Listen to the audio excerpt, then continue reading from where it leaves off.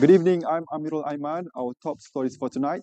Donald Trump warns of a $3 trillion economic hit if the Supreme Court overturns tariffs. And Malaysia set to resume Thai-Cambodian peace talks. All that and more coming up on AWANI International.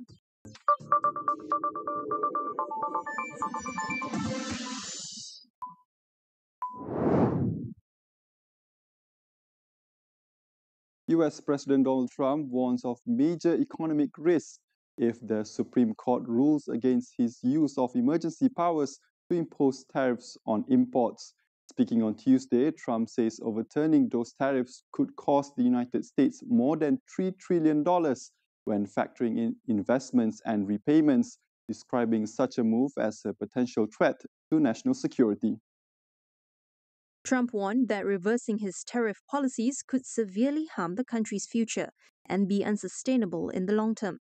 The case before the Supreme Court marks a crucial test of the legality of Trump's unilateral tariff measures. His administration defended the tariffs under emergency powers, citing the need to protect both the U.S. economy and national security. Trump also claimed that the tariffs generated substantial revenue, part of which was intended for direct payments of $2,000 to low and middle income Americans. The remainder, he said, would go towards reducing the national debt.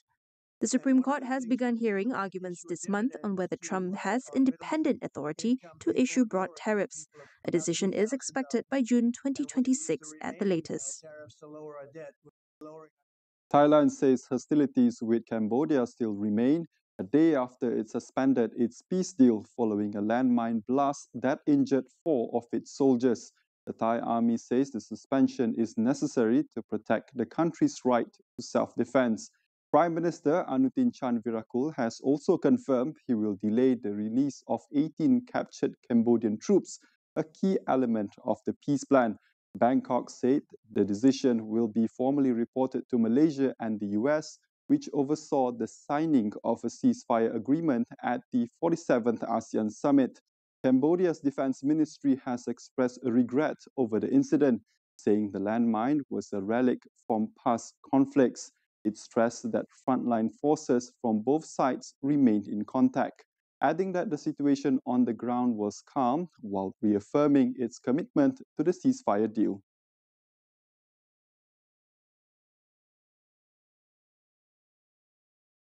Malaysia will work on resuming negotiations after Thailand halted the implementation of its peace deal with Cambodia.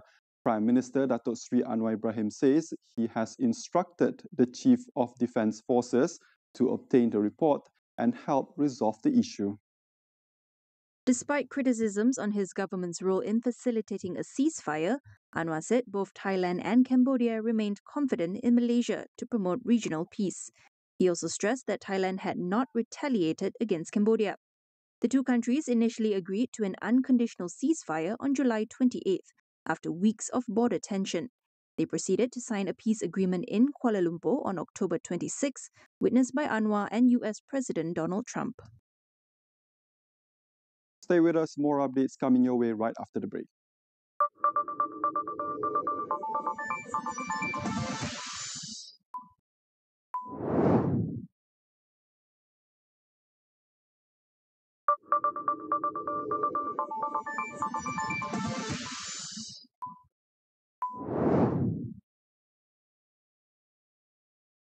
Welcome back. Malaysian authorities are continuing search operations in the Andaman Sea for dozens of Rohingya refugees still missing after one boat sank last week and another disappeared.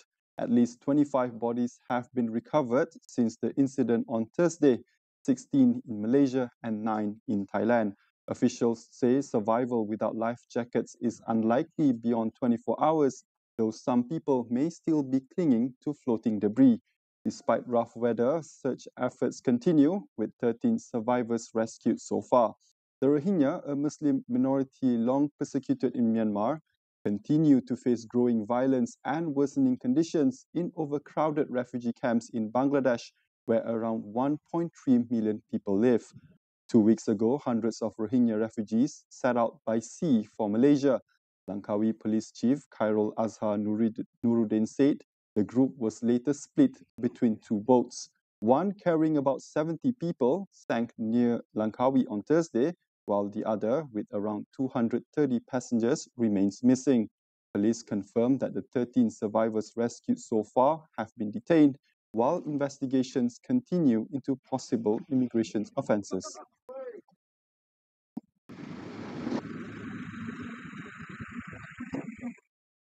Syria is set to join the international coalition against the Islamic State group. The announcement followed a historic meeting at the White House between President Donald Trump and Syrian President Ahmed al-Sharaa, the first visit by a Syrian leader to Washington since Syria's independence. During their talks, Trump pledged to help Syria rebuild and voiced strong support for al-Sharaa, who until recently had been listed by the US as a terrorist. Well, I've had an agreement with him. He's a very strong leader. He comes from a very tough place, and he's a tough guy. I liked him. I get along with him. The new president of Syria. And we'll do everything we can to make Syria successful because that's part of the Middle East. We have peace now in the Middle East, first time that anyone can remember that ever happening. And, Following their talks, the U.S. Treasury Department announced a 6-month extension of the suspension of sanctions against Damascus. In the later interview, Sharaa said his past links to al-Qaeda were no longer relevant and were not discussed during the meeting with Trump. He insisted Syria is now viewed as a geopolitical partner of Washington rather than a threat. The U.S. is also said to be facilitating talks on a possible security pact between Syria and Israel, though Israeli officials remain cautious given Sharaa's background. Reports suggest Washington is considering a limited military presence at a Damascus airbase. Sharaa's visit capped a stunning year for the former rebel who toppled longtime ruler Bashar al-Assad. Since then, he's traveled the world trying to present himself as a moderate leader, one aiming to unify his war-torn nation and end years of isolation. The United States is in talks with Switzerland to reduce a 39% tariff on Swiss exports. President Donald Trump confirms negotiations are ongoing, but no new rate has been finalized. The tariffs, among the highest introduced under Trump's global trade reset, were imposed in August.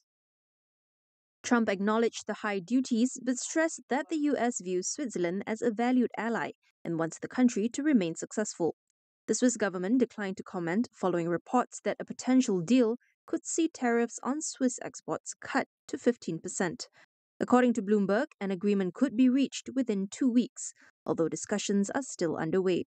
The 39% tariffs have put pressure on Swiss exporters, affecting major sectors like watches, machine tools, and chocolate, with the US being one of Switzerland's key markets. The United States Senate has passed an agreement to end the longest government shutdown in the country's history.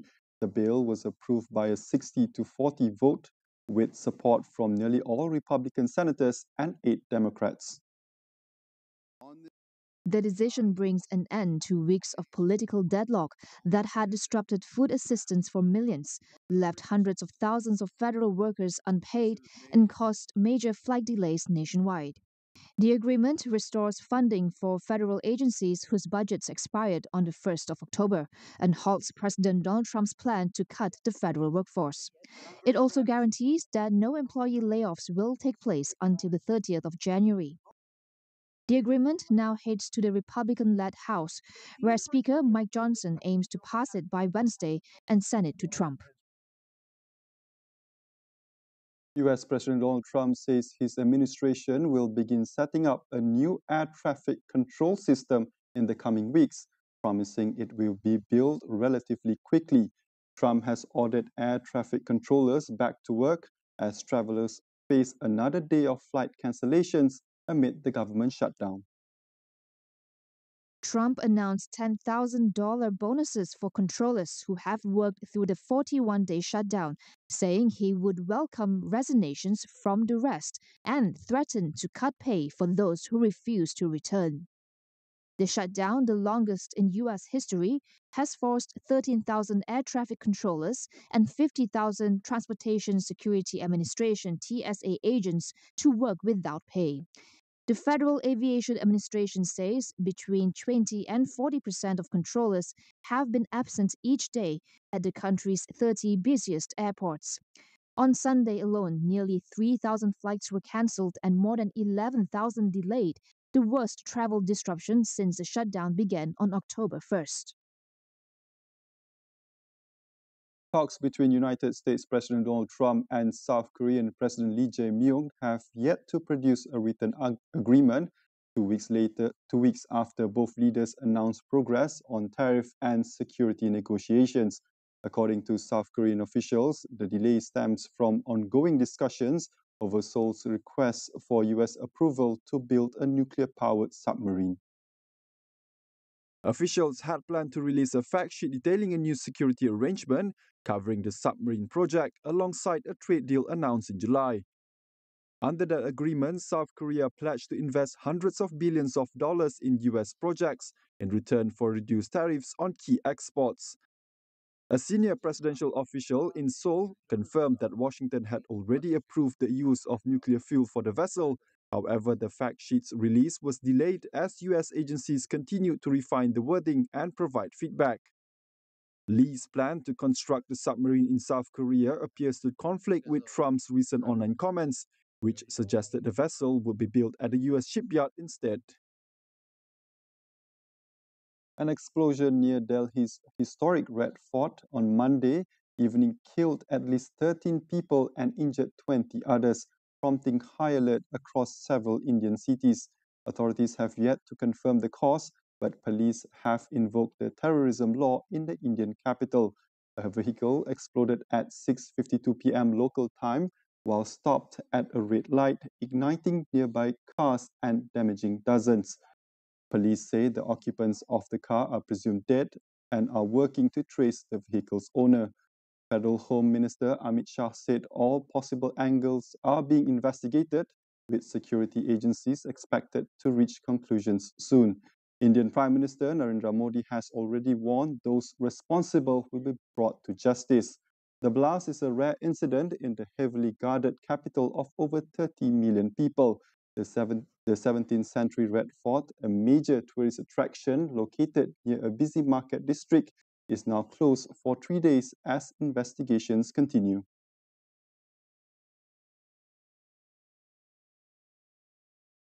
Iraqis head to the polls on Tuesday for parliamentary elections, the sixth since the 2003 US-led invasion that toppled Saddam Hussein.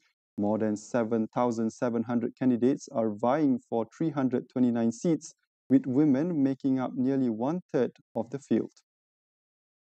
Over 21 million Iraqis are eligible to vote, though officials fear turnout could fall below the record level 41% seen in the 2021 elections. Shiite factions, which have dominated Iraqi politics since 2003, are expected to retain control. The Coordination Framework, a coalition of Iran-aligned groups that helped bring Prime Minister Mohammad Shia al-Sudani to power, is likely to reunite after the election.